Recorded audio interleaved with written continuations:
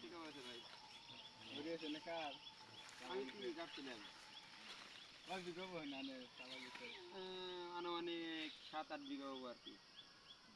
বেমার লাগছে তো না চালা গেছে না পাতা কেমন জানি খারাপ খারাপ হয়েছে স্প্রে করা লাগবে নি।